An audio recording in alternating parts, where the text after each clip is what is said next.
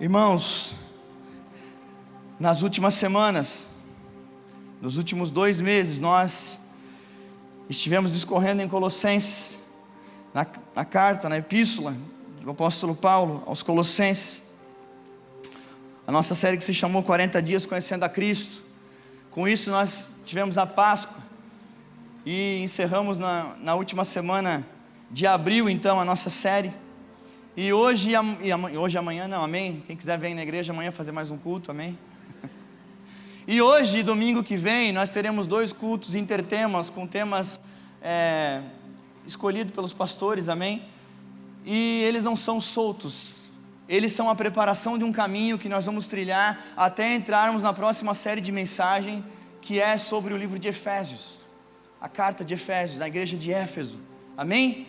E a mensagem de hoje, ela vai estar para mim e para você lá em Romanos capítulo 12, famoso Romanos 12, 2, onde temos o versículo que fala da transformação de mente. Para quem lembra: não se amoldem ao padrão deste mundo, mas transformem-se pela renovação da sua mente, para que sejam capazes de experimentar e comprovar a boa, agradável e perfeita vontade de Deus. Romanos 12 é mais conhecido por esse versículo, mas nós vamos ler nessa noite, e o tema dessa mensagem é Romanos 12 a partir do versículo 5. Pode acender a luz aqui no LED para nós, na NAA, Nova Almeida atualizada. Igreja cheia, glória ao nome de Jesus, amém? Glória a Deus, maravilha do céu. Ah, meu irmão, cadê os 50 irmãos que são novos membros, que tiveram identidade? Levanta a sua mão aí o mais alto que você puder. Dê uma salva de palmas.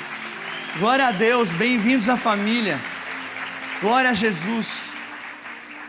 Se preparem para o batismo, dia 25 de maio, também aniversário da igreja AME, de 13 anos, glória a Deus, amém? Glória a Jesus, eu estou feliz demais, glória a Deus. Obrigado, Senhor, obrigado por tudo isso, obrigado pela tua igreja, pela tua palavra. Romanos 12, 5, o tema da mensagem de hoje é: amem uns aos outros.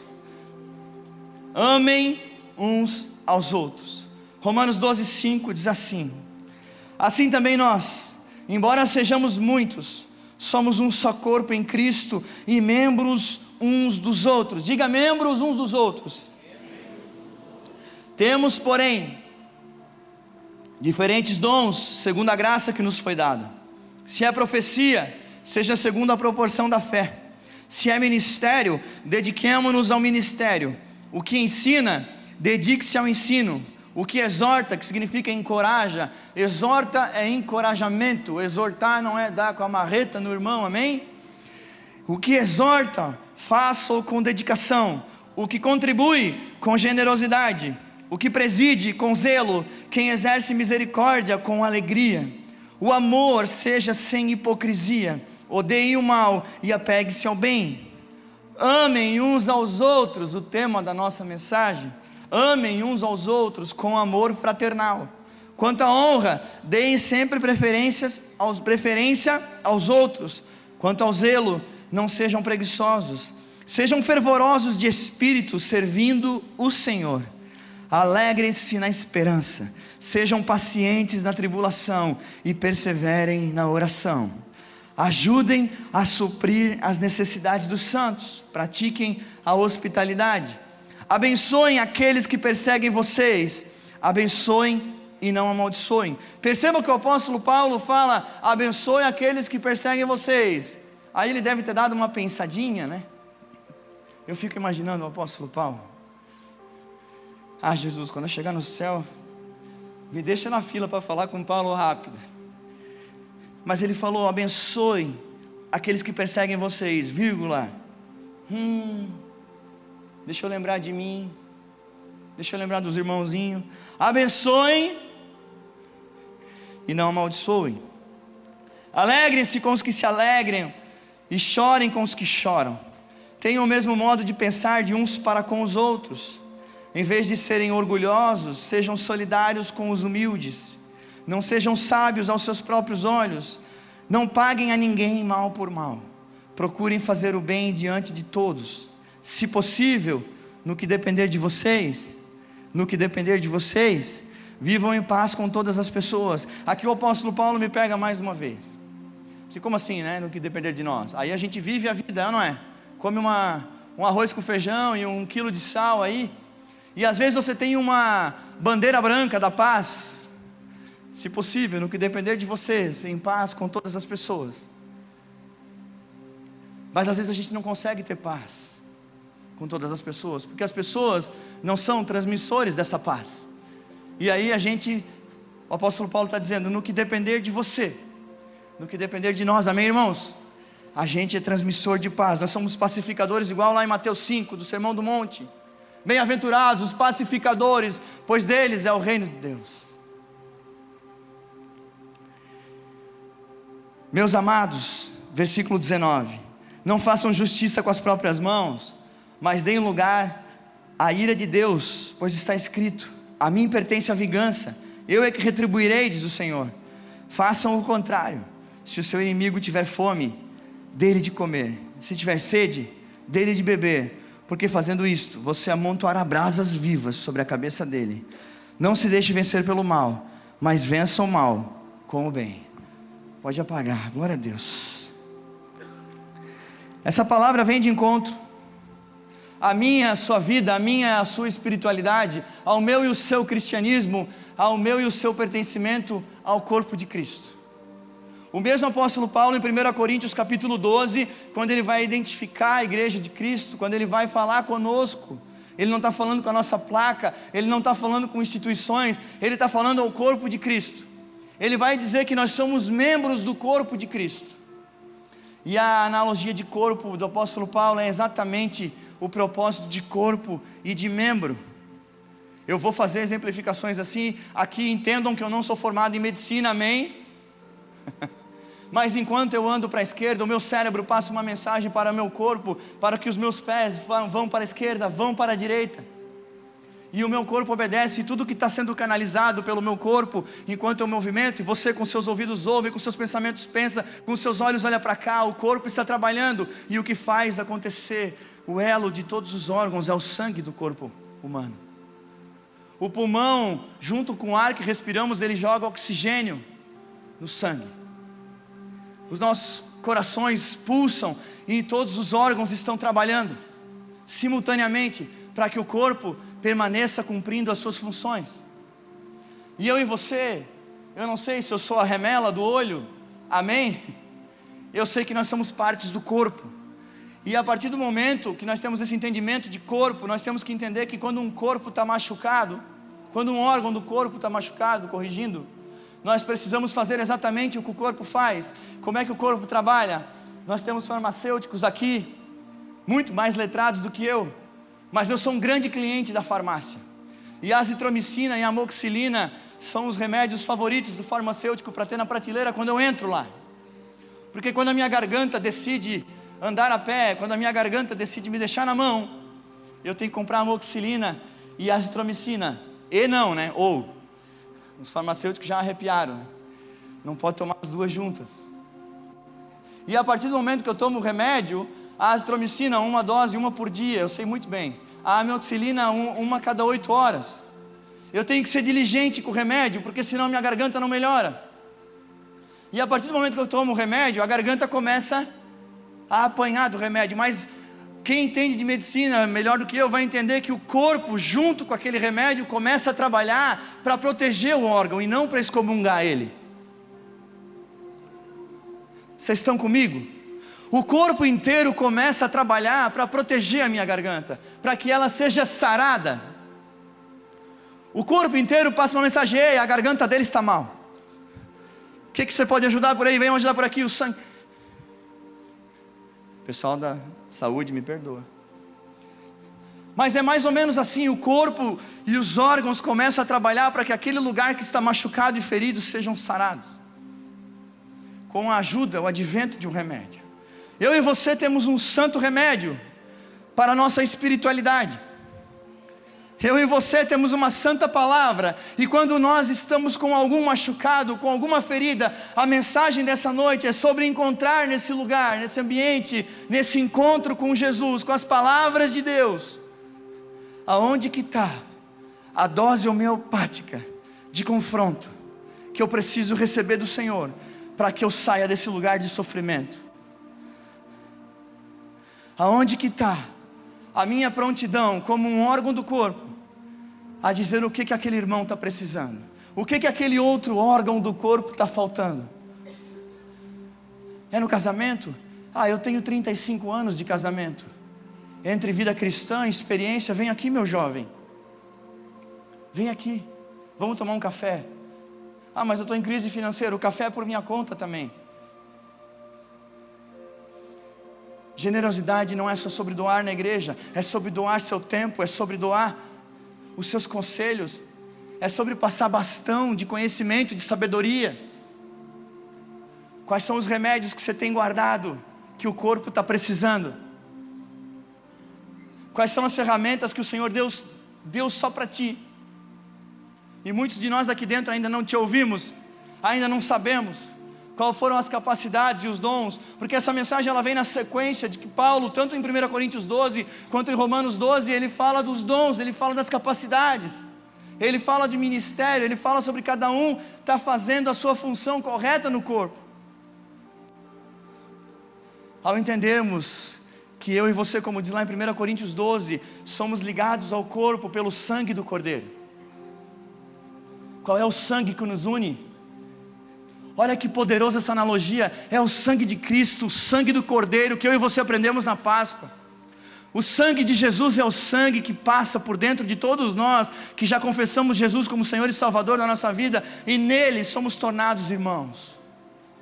O Espírito Santo de Deus é o selo, é a marca dessa filiação, é o selo, é o ruá, é o fôlego de Deus em nós, que selou essa familiaridade que há para aqueles que entendem-se como o corpo de Cristo. Somos membros uns dos outros, mas às vezes, e essa mensagem é necessária por isso, nós falhamos, nesse mundo acelerado, nessa correria, que a gente pergunta como é que está, e está uma correria, as necessidades dos nossos irmãos passam despercebidas. Tem órgão falhando, tem órgãos doentes, e tem outros órgãos dormindo. A gente começa, como que deveríamos ser membros uns dos outros, a gente começa a ser negligente, a entender que tem gente no corpo precisando de socorro. Aí a gente não estende a mão, a gente faz às vezes um caminho inverso. Não, nem chama mais, deixa quieto lá, problema. Nós estamos na geração que quer o quê? Independência. Eu não quero depender de ninguém, eu quero ser livre. Você pode até não depender de ninguém, mas você precisa depender de Jesus. Você precisa depender de Deus. O maior desafio da minha vida até aqui foi virar a chave de que eu não quero, eu devo, eu preciso depender de Deus. É virar essa chave, que enquanto eu não entregar o controle remoto da minha vida na mão dele, eu ainda estou carecendo de ter uma representatividade no corpo que está disponível para mim e para você. Paulo, nessa carta que é absolutamente teológica, Romanos, ele explicou salvação, ele explicou justificação pela fé no capítulo 5, ele explicou a salvação no capítulo 8. Romanos é a carta mais teológica, ela é um curso de teologia. Mas no capítulo 12, ele começa a exemplificar o propósito disso tudo. Para que essas doutrinas têm que ser colocadas em prática? Paulo, ele diz: eu já expliquei bastante coisa, agora vocês que estão em Cristo, a mensagem é essa aqui: sejam membros uns dos outros. Nós conhecemos, e é uma expressão muito comum para nós, quando fala membro, eu sou membro lá da AME, não é? Eu sou membro, você é membro de qual igreja? Outros são membros da igreja católica, outros são membros de outras comunidades de fé, como a nossa, amém? Paulo está nos colocando como membros uns dos outros, ligados ao sangue. Se tem irmão de fé, que reconhece Jesus, o Espírito Santo, Deus Pai, a Trindade de Deus, que desceu as águas do batismo, que confessa Jesus como o único e suficiente Salvador da sua vida, deixa eu te contar, ele é irmão em Cristo contigo. Somos membros uns dos outros, via sangue do Cordeiro, via Espírito Santo de Deus, somos membros uns dos outros. Mas o que nos diferencia então? Ray Stedman vai dizer que é o partilhar da vida que diferencia um corpo de uma organização. Por que nós não somos uma organização, uma instituição como o Banco do Brasil? Vamos usar um banco público. Você passa lá na frente e está lá, Banco do Brasil, ele tem uma placa. Mas você conhece pessoas do Banco do Brasil que não se falam. Segunda-feira, 10 da manhã, eles colocam o uniforme da mesma cor, a carteirinha azul. Se é ainda, eu estou tempo sem ir no Banco do Brasil. Ou é amarela. E eles não se dão bem. E um pode ser o caixa número 2 e o outro o caixa número 3, só exemplificando. Isso é uma organização. Aqui é um corpo. Aqui não existe essa opção. Aqui nós temos que tratar, descobrir a ferida, descobrir o machucado, tomar as azitromicina sobrenatural e espiritual e consertar com os nossos irmãos.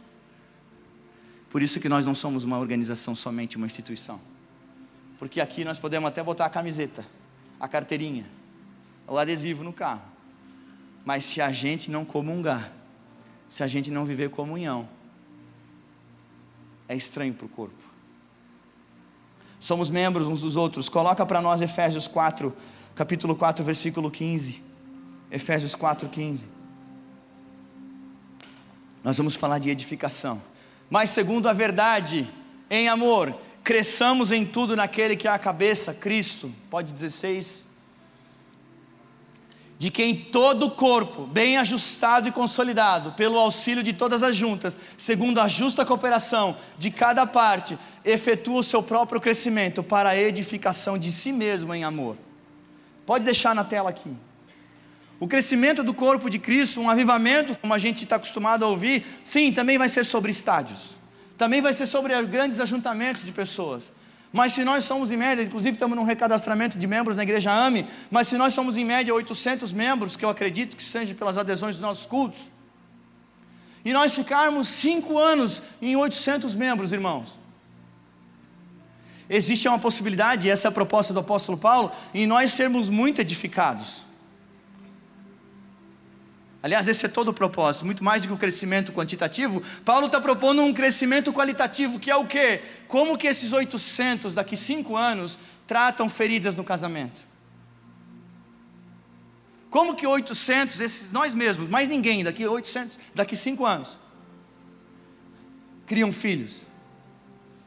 Nós estamos crescendo na plenitude do conhecimento da palavra de Deus, para que a gente seja os sábios dos sábios na criação de filhos? Que nós sejamos os melhores aconselhadores na restauração de casamentos?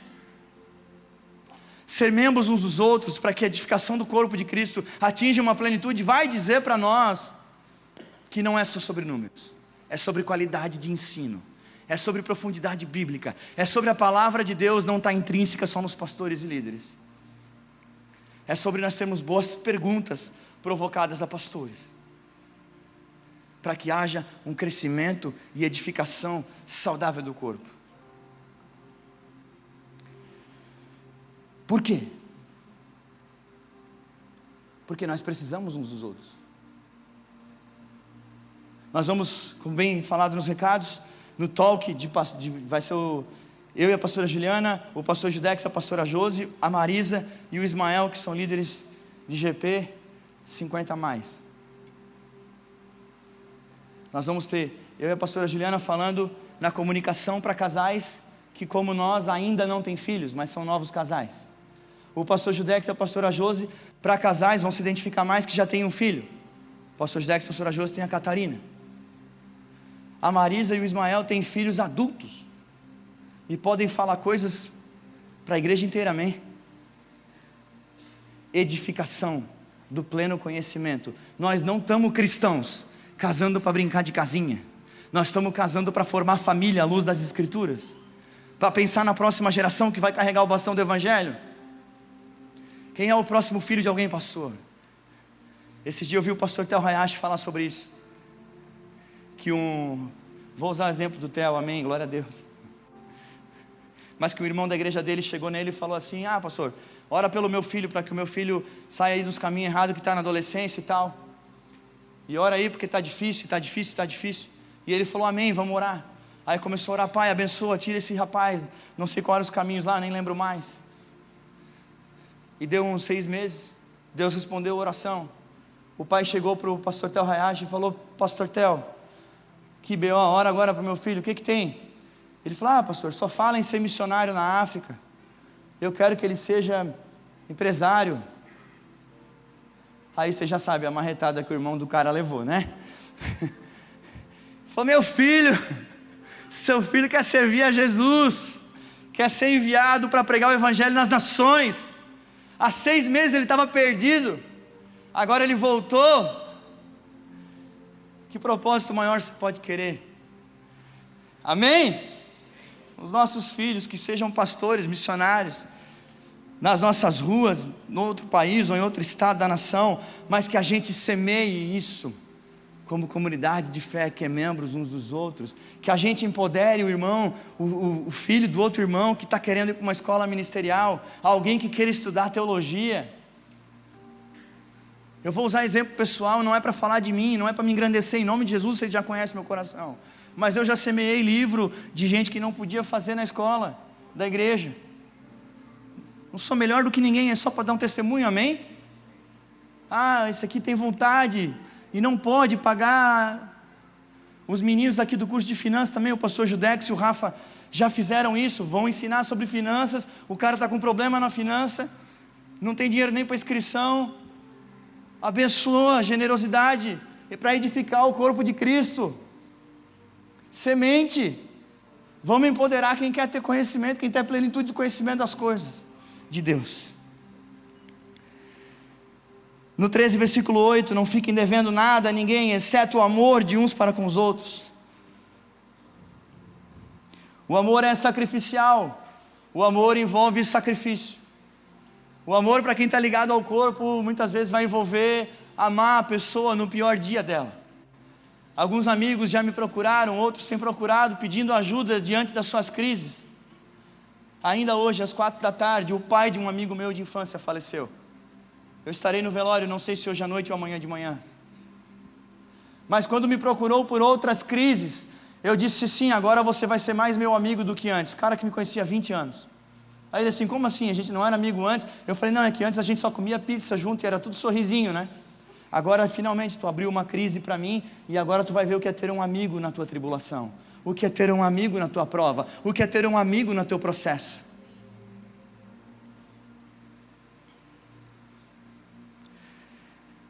E se amar uns aos outros, no padrão de Deus, no padrão do apóstolo Paulo. Outro exemplo, 1 João 3,14, nós sabemos que já passamos da morte para a vida, porque amamos os irmãos. 1 João 3,14, pode pôr. Aquele que não ama, permanece na morte. 1 João 13,14. 3,14. Eu contei de manhã e conto agora. Espero que o meu irmão não esteja assistindo.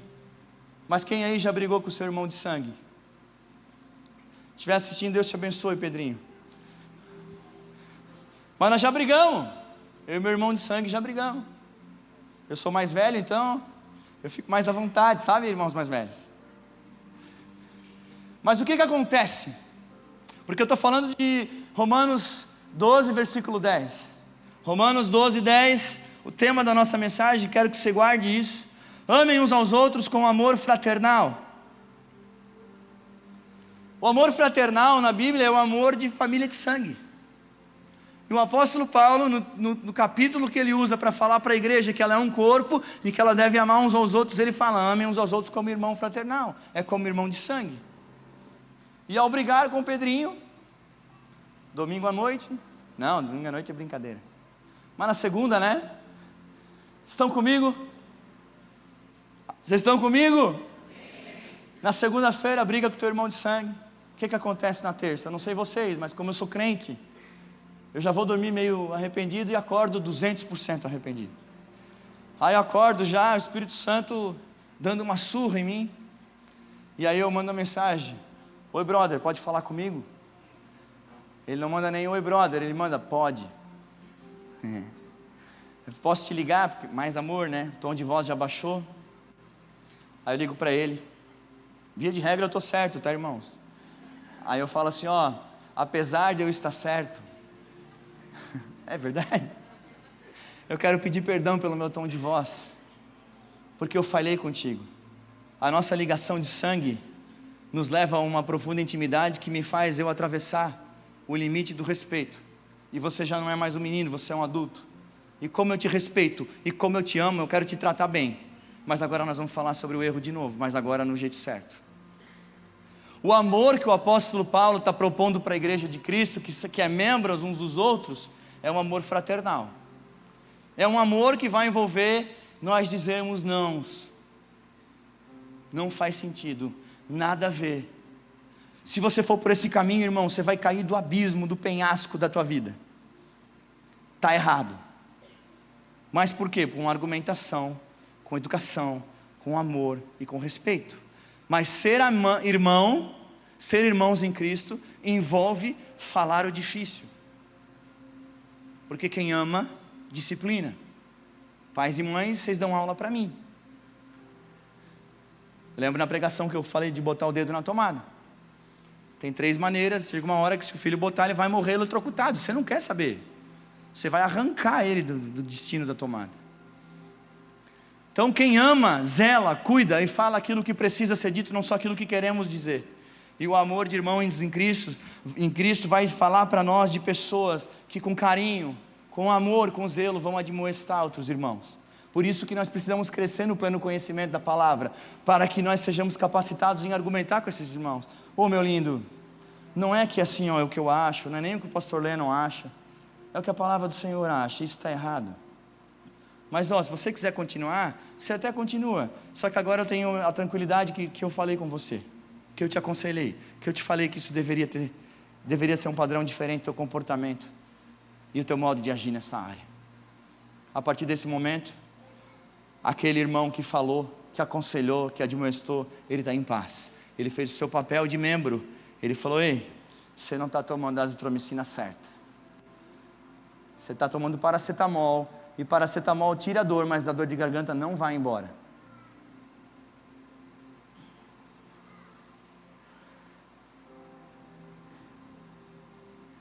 Preferindo honrar uns aos outros. Eu separei 10 pontos. Estamos só no terceiro, amém? Até Jesus voltar hoje à noite. Preferindo honrar uns aos outros, preferindo honrar o outro antes. Viemos de uma cultura de honra errada. O padrão de Cristo é sempre no lava-pés. Não é se eu estou com o pé para alguém lavar, é se eu estou com a toalha no ombro para lavar o pé de alguém. Honrar é sobre dar honra e não esperar nada em troca. Honrar é sobre dar honra e não esperar nada em troca. Não, eu vou dar esse presente para o pastor Judex, mas vamos ver se depois ele também me dá um presente legal. Não, eu vou dar um baita presente. Se ele não me der nada, eu fiz com honra e generosidade, porque eu o honro. Para o seu amigo da igreja, para o seu irmão, seja lá o que for. Honra não é sobre presentes também.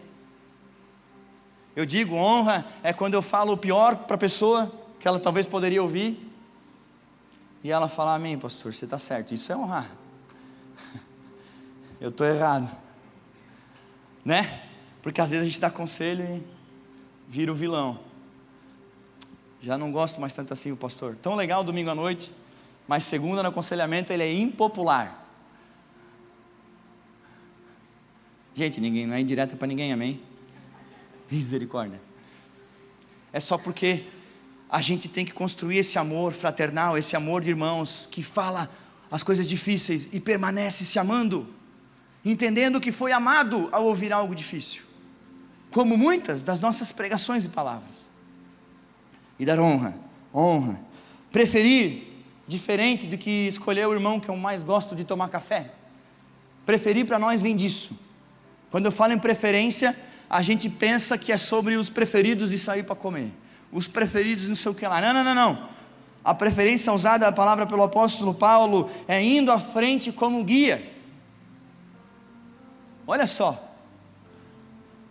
a pessoa te prefere tanto, seja um pastor ou um líder de GP, ele te prefere tanto, que ele quer te aconselhar como um guia, para que você não pise em buracos que ele já pisou, ou outros cristãos já pisaram. É isso a preferência de honra que o apóstolo Paulo está falando, indo à frente como um guia, mas que cada um de nós possamos liderar os nossos caminhos, no ambiente de emoções honrosas, sendo bênção, estímulo, bálsamo, descanso na vida dos irmãos e banindo coisas que não edificam os nossos relacionamentos como irmãos. Tende o mesmo sentimento uns para com os outros. Ter o mesmo sentimento não é pensar politicamente igual, não é gostar da mesma pregação, não é amar o mesmo estilo teológico, não. Ter o mesmo sentimento uns para com os outros é não nutrir inveja, amargura, ressentimento e ódio. E de manhã, ao exemplificar ódio, vou falar à noite as mesmas coisas. Eu falei sobre quando, infelizmente, há muitas divisões, e esse ano é bom de falar isso, ano que vem não vou falar nada, amém? Em anos políticos, parece que começa a se criar um clima de ódio. Estão comigo? E aí existe os irmãos A e os irmãos B, e fechou o tempo. Se botar um ringue da luta livre, a gente vai assistir o MMA. Mas isso agora também tem entrado na igreja de Cristo, sobre os que pensam um pouco diferente, e temos assistido um tempo de ódio, sobre quem pensa diferente do versículo. Misericórdia de Deus, apóstolo Paulo, vem aqui para tu ver como é que está. Aí o irmão lá interpreta diferente, acabou, morreu, vamos excomungar esse cara do corpo, o meu sangue de cordeiro é diferente do cordeiro dele. Vocês estão comigo? Não, é Cristo que nos une, é o Espírito Santo, é o Pai, é o novo nascimento. Eu te amo, você interpreta aí, eu interpreto aqui. Deus te abençoe, te vejo no céu.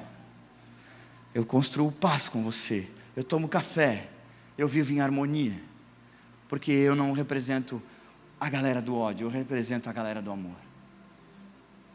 O amor para mim não é uma opção, não é um dia legal, o amor para mim é uma decisão. Amém? Coloca para nós Romanos 15, versículo 5, para exemplificar. O Deus que concede perseverança e ânimo, dê-lhes um espírito de unidade, segundo Cristo Jesus, para que com um só coração e uma só voz, vocês glorifiquem ao Deus Pai, de nosso Senhor Jesus Cristo. Nós não precisamos de unanimidade, nós precisamos de unidade. Nós precisamos de unidade no corpo. É a cruz que nós apresentamos, é o arrependimento, é o batismo, é o sangue do Cordeiro que nos une. Com isso, nós vamos nos pegar em unidade ao que nos une. Quem não age assim, patrocina coisas do mal, acusações maldosas, isolamento. Cria-se um espírito de isolamento, desavenças que separam as pessoas e não as unem. No domingo que vem nós vamos falar, o evangelista João, no capítulo 15, ele vai dizer que nós estamos ligados à videira. E ligados à videiras, eu e você temos que dar frutos ao nosso Deus.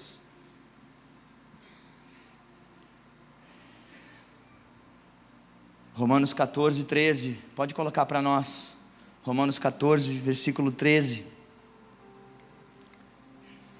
Nós estamos na metade, irmãos, nós não vamos até 1 da manhã, amém?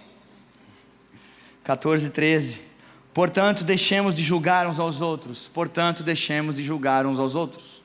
Em vez disso, façamos o propósito de não pôr pedra de tropeço ou obstáculo no caminho do irmão. Vocês têm visto bastante isso aqui no Instagram? Como é que tem uma galera aí?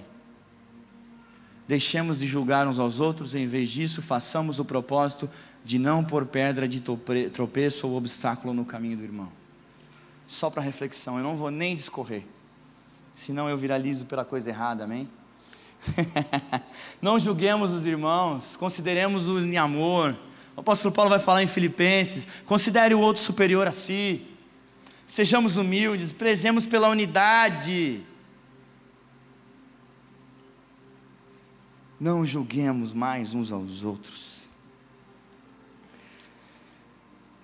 Em Mateus 7:1 e Romanos 2:1 também temos exortações do perigo do julgamento. A igreja não pode se tornar uma comunidade de julgamento, de opiniões carnais, de discriminações sem caridade. Nós temos que ser a tal da azitromicina da garganta que está doendo. Nós temos que ser os portadores do remédio. Nós temos que ser os transmissores, os portadores da paz. E para falar de paz, no mesmo capítulo 14, o apóstolo Paulo, no capítulo 14, versículo 19, está aqui. Romanos é um manual para a comunidade de fé. Por isso, esforcemo-nos em promover tudo quanto conduz à paz e à edificação mútua. E para falar de paz e edificação mútua, eu quero te dar um exemplo de construção. Eu e a Ju é arquiteta, a gente trabalha com construção também. A gente já fez geminados, já fizemos um prédio pequeno, para quem não sabia. E ao me aventurar no mundo da construção, o que você se depara, além de um projeto aprovado na prefeitura e um alvará? Um terreno vazio, sem nada. Uma cerquinha que chamam de tapume. E uma fé que tem que ser maior do que as que move montanhas. Porque você tem o maior desafio da sua vida, talvez o maior deles: levantar qualquer construção. E ao edificar, você tem que consultar o solo para ver aonde que deve ser aplicado as estacas, para que aquela construção não ceda. Ao edificar, você vai primeiro bater a estaca, ou você vai fazer sondagem junto com as estacas. Agora é com vocês, engenheiros e arquitetos e profissionais da construção civil. Aí quando você consegue visualizar, os pedreiros fazem primeiro aquelas marcações no chão, que é a primeira base da fundação, onde linka, e você consegue entender mais ou menos onde vai ser o banheiro, mais ou menos onde vai ser o quarto, mais ou menos onde vai ser a sala e a cozinha. Você olha para o desenho, olha para o chão do terreno e fica meio perdido: o que é isso, o que é aquilo? Daqui a pouco começa a levantar uns pilares, aí sem pilar, mas não tem parede, ainda está tudo aberto, e tem que continuar com a cerca. Entra um ladrão, rouba uma furadeira, e aí você começa a construir parede, e é um processo, até o dia que fica bonitinho. Eu vou acelerar, senão daria uma aula aqui, difícil de dar, de construção. E a mesma coisa é a minha e a sua vida espiritual. O dia que você aceitou a Cristo, você praticamente pegou um terreno sem nada. Você começou a sondar o solo do seu coração, e o Deus e o Espírito Santo a mostrar para você quanto que aquele solo talvez está ruim, está estragado, está poluído. Talvez a profundidade da estaca da palavra que teve que ser inserida no seu coração foi profunda. Talvez muitos de nós, como eu, precisamos ter a nossa obra, a nossa edificação derrubada. Talvez tudo que eu e você tínhamos construído teve que ser quebrado pelo Senhor. Porque às vezes nós estávamos numa construção caída, capenga, com a parede rachada, com infiltração, com o coração sangrando, achando que estávamos construindo sobre a rocha, mas estávamos construindo sobre a areia. E agora Jesus vem e derruba as edificações que nós tínhamos construído sobre a areia. O Espírito Santo de Deus vem e mostra que as edificações que são feitas pelas mãos dos homens são imperfeitas, são falhas, são falíveis, são destrutíveis, mas a edificação espiritual que eu e você podemos construir através da palavra de Deus, ela é perfeita. Ela não balança, ela não racha, ela não cai, ela não se derruba. Tudo aquilo que você constrói no fundamento da palavra de Deus não vai ceder. Se estiver cedendo, você volta para a palavra. se estiver caindo, se estiver ficando torto, se estiver rachando parede, você volta para a palavra. Você volta para a Escritura, onde que a palavra do Senhor encaixa para esse erro construtivo do que você tem não levantado certo. A paz nos leva a esse lugar de edificação uns com os outros. O principal projeto que eu e você temos é o projeto espiritual. Não é o projeto de 7 chaves, de 7 cultos para atingir uma vitória financeira. O maior projeto que eu e você devemos ter é justamente o pleno conhecimento da palavra de Deus. A edificação agora de um novo coração, de uma nova natureza, como aprendemos em Colossenses 3. Que agora, essa edificação testifica a respeito de Cristo. Essa edificação testifica a respeito de frutos do Espírito Santo, mais do que dons, mais do que serviço.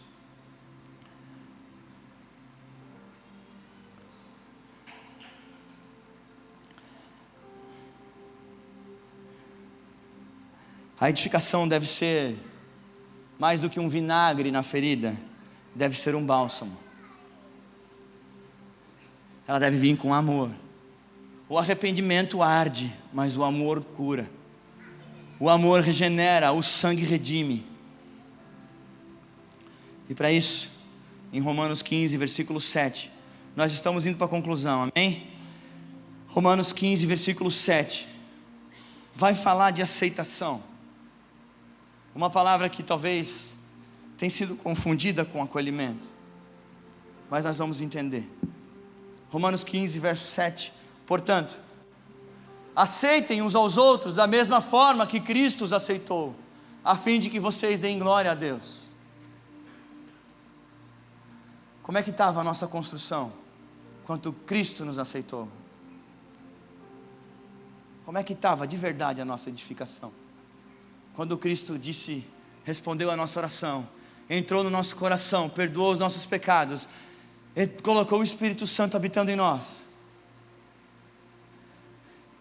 Eu não sei você, mas Ele me aceitou de volta, destruído, machucado, ferido, humilhado, triste, numa pré-depressão, num lugar de escuridão.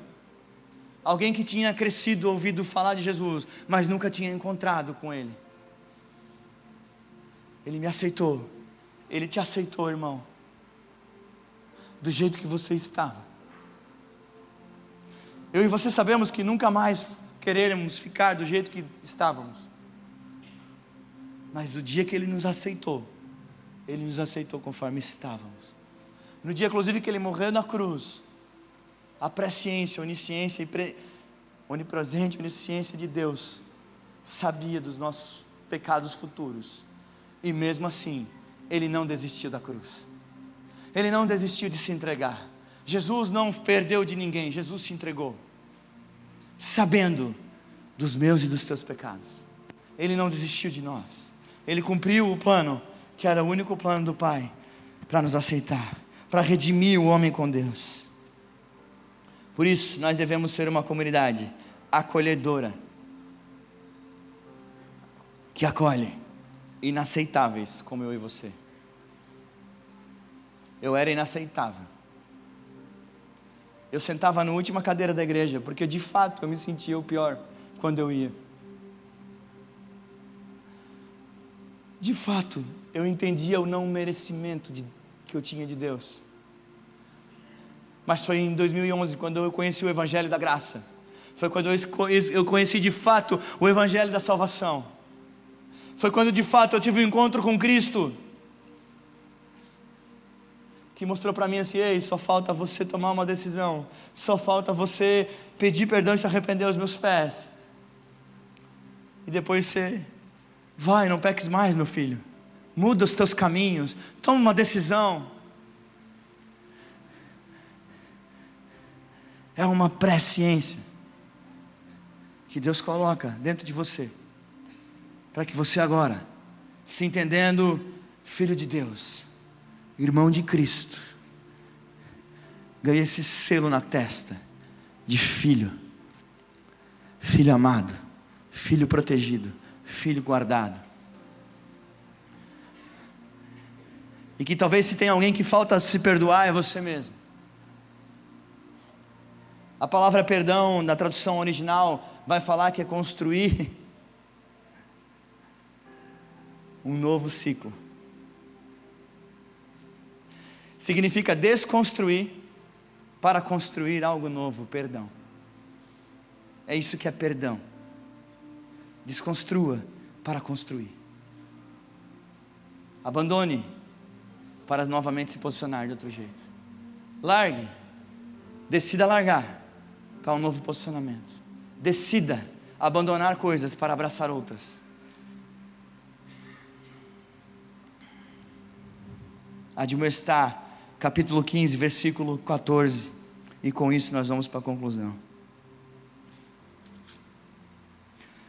Meus irmãos, eu mesmo estou convencido de que vocês estão cheios de bondade e plenamente instruídos, sendo capazes de aconselhar-se uns aos outros.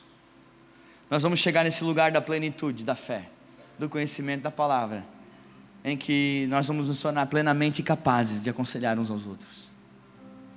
Nós vamos ter uma igreja capacitada em aconselhar e cuidar uns dos outros. Amém?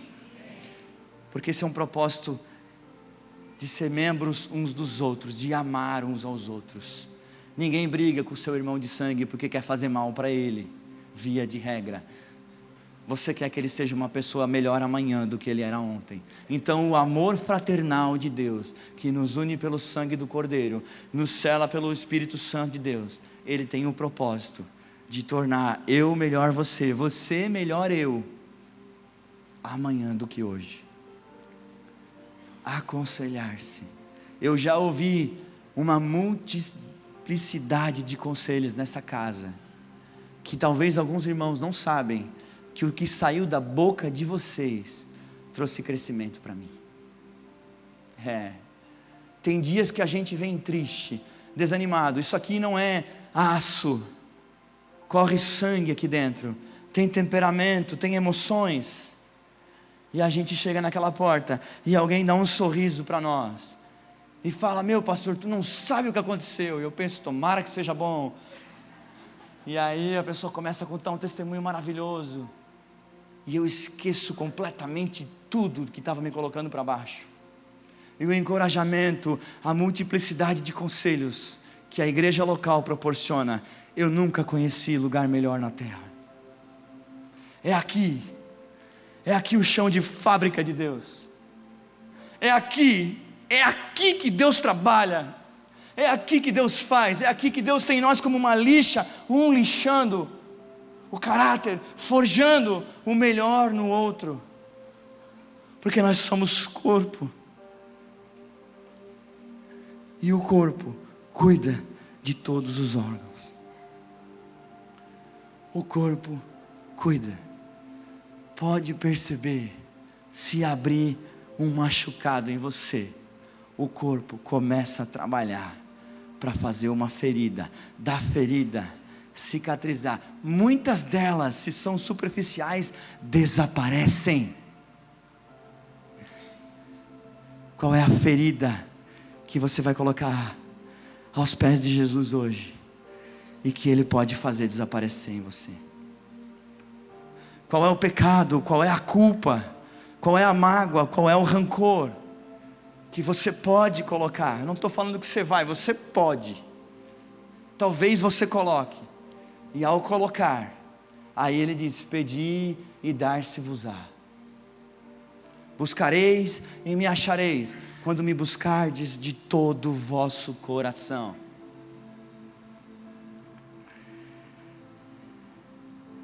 Espírito Santo. Por fim, o capítulo 16 e o verso 16, é como nós nos tratamos. Eu vou pegar um exemplo simples, mas o apóstolo Paulo vai concluir a carta falando para saudar os irmãos. Saúdem uns aos outros com beijo santo. Todas as igrejas de Cristo enviam saudações, e nós temos diferentes formas de saudar os irmãos. Eu vou partir de um exemplo muito simples, mas para quem conhece igrejas mais pentecostais, Os irmãos costumam dizer a paz do Senhor. Já ouviu? A paz do Senhor? A paz do Senhor seja convosco, a paz do Senhor seja contigo. Os mais batistas, presbiterianos, que a graça e a paz do Senhor Jesus Cristo. Eu dou boa noite, ame, e falo graça e paz, igreja.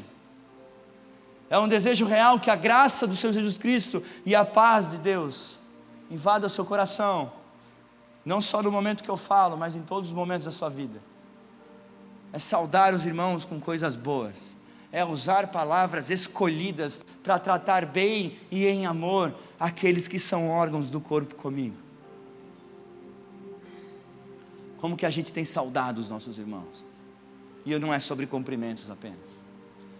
Que palavras nós temos usado uns aos outros? Que acolhedores nós temos sendo quando talvez nós vimos um irmão triste com outro? Será que a gente é Pedro? Que? Fez isso para ti? Vamos cortar a orelha dele agora. A espada deixa comigo. É ou não é? O Pedro que habita em mim se identifica, irmão. Cortar a orelha do soldado. Vamos morrer antes de cumprir a missão. O apóstolo Pedro estava querendo morrer antes de cumprir a missão. Jesus cura a orelha do soldado, porque Pedro ainda tinha uma missão. Malco, que era o soldado que tem o seu nome na Bíblia, podia se tornar crente. Pedro estava meio atravessado. Pedro, quando está querendo falar para Jesus que ele ia fazer um monte de coisa, José, tu vai me negar 3 vezes. Menos. Não, eu vou negar. Vai negar sim, antes que o galo cante.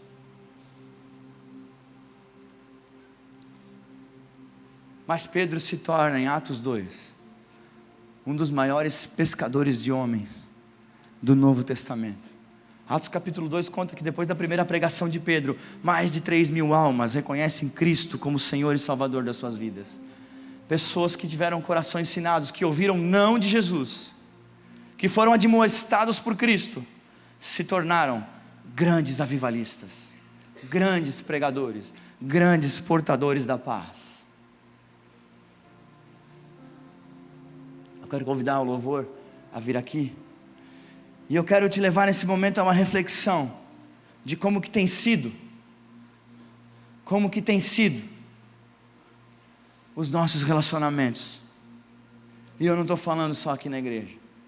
Como é que você tem tratado a filha de Deus que Ele colocou debaixo de uma aliança com você? Como é que você tem tratado o filho de Deus? Ambos somos, que o Pai colocou ao teu lado.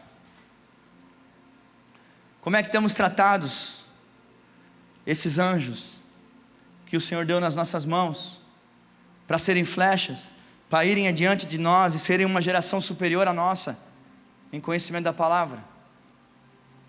Como é que tem sido os pastores e pastoras do lar? Nós vamos pregar domingo, vai ter um culto aqui, está tendo agora de 40 minutos, e os outros 7 dias com colégio, com amiguinhos do mundo, com influências externas. Quais são as sementes que estão sendo lançadas de segunda a sábado?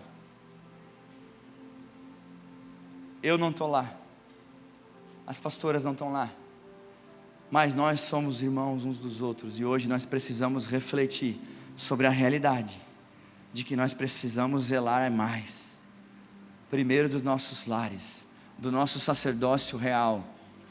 Porque se você é sacerdote do seu lar, você é um rei daquela casa, a sua mulher é uma rainha, vocês são príncipes, princesas do Senhor. Como é que você tem tratado esses príncipes e princesas aqui da frente? Reflita comigo.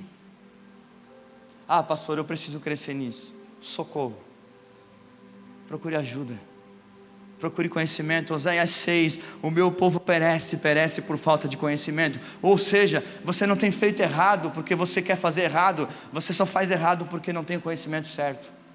Debaixo do conhecimento certo, você vai ter a aplicação certa. O que nos faltou em muitas épocas, como crente, foi estudar. Eu falei, de fato falei aqui na reunião de novos membros, eu gostaria de ter feito o Homem ao Máximo no mínimo 15 anos atrás, 7 antes de casar. Por quê? Porque eu gostaria, vai fazer o curso para saber, né? Deixar curioso. Mas porque tem ferramentas, estratégia, inteligência. Bíblia aplicada à hombridade. A gente chama problema para aquilo que é pecado, quando na verdade a Bíblia tem a receita, ela é o manual da vida, para que eu e você cresçamos em conhecimento, e depois de crescer em conhecimento, a gente vai crescer em prática.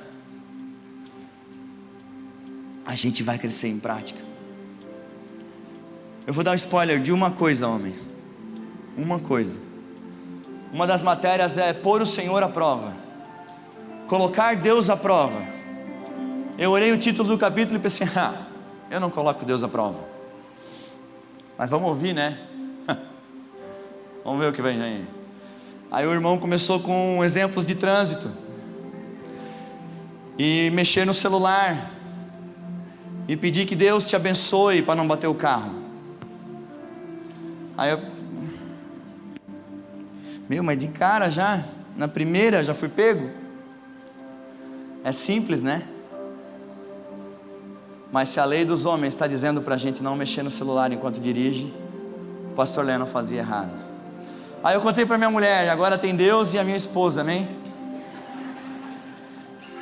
Mas o curso não falou, você está coberta de razão. Coberta de razão.